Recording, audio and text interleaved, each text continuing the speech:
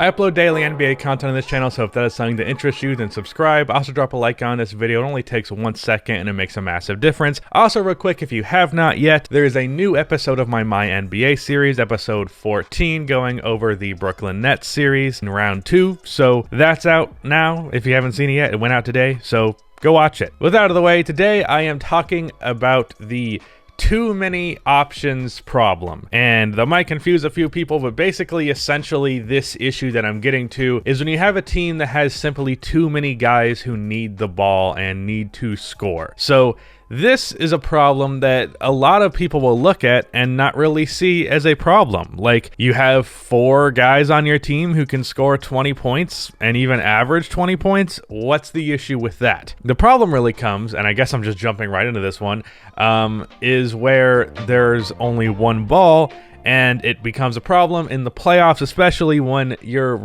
better players are established as the ones who need to be getting these shots, and then the lesser players are not getting those shots, and their effectiveness is reduced because when they're not getting their shots, their effectiveness just is not there because their overall game isn't all that impactful.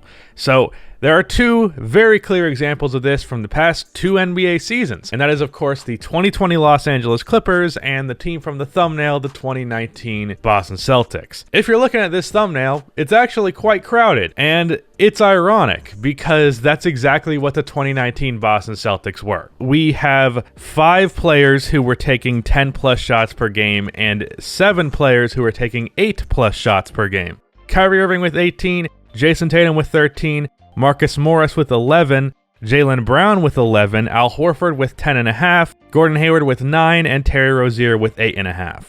So that's a lot of shots just to be split between like 7 players, and that became an issue within the flow of the offense. So with the 2019 Boston Celtics, there was a lot of conflict about who was going to shoot the ball how many times. Jaylen Brown suffered quite a bit this season because of him not getting as many shots as he deserved. Like, he was getting as many shots as Marcus Morris, and he's supposed to be their young up-and-coming star. Gordon Hayward was only shooting the ball 9 times per game this year, which he was recovering from his injury, so it makes sense that he'd be a little bit more passive, but there's an argument to be made that he wasn't getting enough shots to be really effective. And then Terry Rozier off of the bench this year, he's really the most clear example on this 2019 Celtics team. Previous to this season in the 2018 playoffs, Terry Rozier really had a bit of a breakout period where he was shooting the ball like 15 times a game and averaging like almost 20 points per game in the playoffs. And then Kyrie Irving came back and he became the backup point guard. But because Terry Rozier had found himself in a position where he can shoot the ball a lot, he was not really happy to give that position away. And that's the reason he ended up leaving the Celtics in free agency for the Charlotte Hornets. But this issue with Terry Rozier was that it bled into the offense of the 2019 Boston Celtics because Terry, anytime he got the ball, he was shooting it. He only shot the ball 8.5 attempts per game, but he was doing that in just 22 minutes.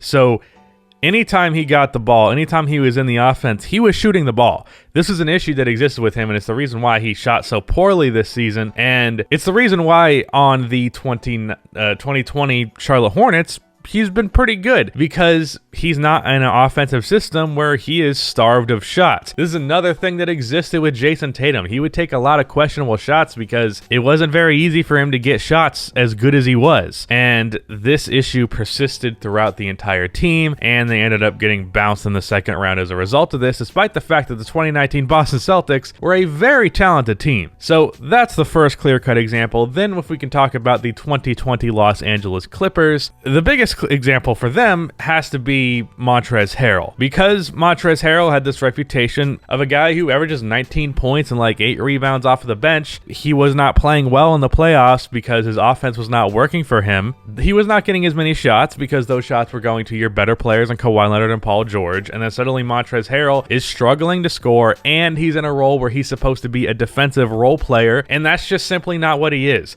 That's the biggest reason why I think Serge Ibaka over Montrezl Harrell is an upgrade, even though I think Serge Ibaka is only probably like 5 to 10% better than Montrezl Harrell as an overall talent. His fit with that team is better because he's someone who can still shoot the ball 10 times a game, but he's also someone who's going to be effective if he shoots the ball 2 times in a game, because it's not about what he can do offensively. The point is that high-value role players that know their role and are not going to take a lot of shots are very important to very good teams.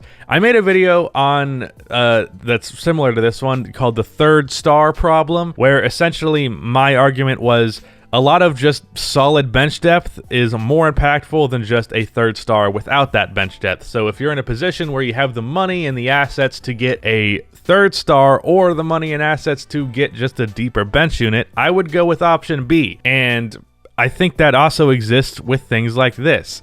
If you have a team and you already have 2 really good scoring options, especially even 3, you'd really be wiser to invest the rest of your money and assets in guys who can still score the ball, but are not going to be shooting the ball a dozen times per game. If the Los Angeles Clippers last year had Serge Ibaka instead of Montrezl Harrell, I am very confident that they make it to the conference finals. Now, I still believe the Los Angeles Lakers would win that series, but I think that's literally the difference between them making the conference finals and them losing a 3-1 lead in the second round, because Montrezl Harrell was in that game all the time because of his offensive impact. That offensive impact was not as severe when A, he was struggling, and B, he wasn't getting as many shots because Paul George and Kawhi moved higher up the pecking order than they already were, and he was a defensive nightmare against Nikola Jokic. So instead, Serge Ibaka is in there. Serge is not going to have an issue shooting the ball 8 times. Not at all. He's also someone who's going to stretch the floor, so that's another thing. But regardless, it's a knowing your role type of thing. And that's not to say that it's not necessarily Montrezl's role to shoot the ball a dozen times, because it actually kind of is, because he is a scoring option. He's a really great pick and roll player, really great dump off pass guy. He's someone that can average 19 points. He did that last year. But it's not a great fit for the Los Angeles Clippers because what they need is not that guy. And what's ironic is I'm seeing people have conversations about the Clippers trading for a point guard potentially, and I do believe they should trade for a point guard, but I'm seeing them list like Terry Rozier and Derrick Rose in these hypothetical trades, but that's not what they need. Because first of all, they just need playmaking, and those guys are not that, but also you just purged a guy who wants to shoot the ball a bunch out of your offense, and you don't just go and replace him with another guy who's going to want to shoot the ball a bunch. Terry Rozier is not a playmaker. He is a scorer and a decent defender. Derrick Rose is an okay playmaker, but he's primarily a scorer, and he's also not someone who can space the floor. A guy that the Clippers need is like a Ricky Rubio type, not Derrick Rose or Terry Rozier. So that's just kind of my thoughts on this whole thing. I believe that teams make the mistake of they're like, wow, we're so deep. We have all these guys that can score.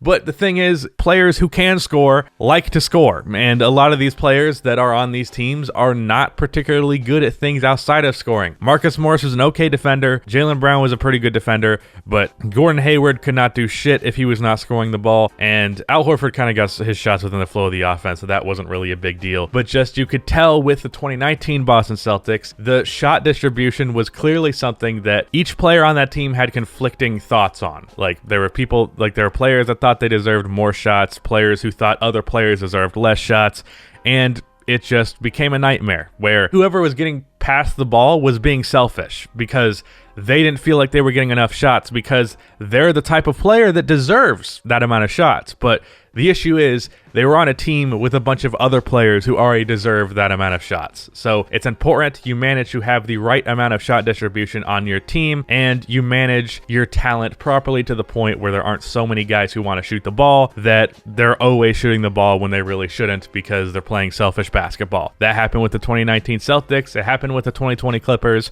I think the Clippers did a good job of amending that, and I think the Boston Celtics have done a pretty good job of amending that, especially after losing Gordon Hayward.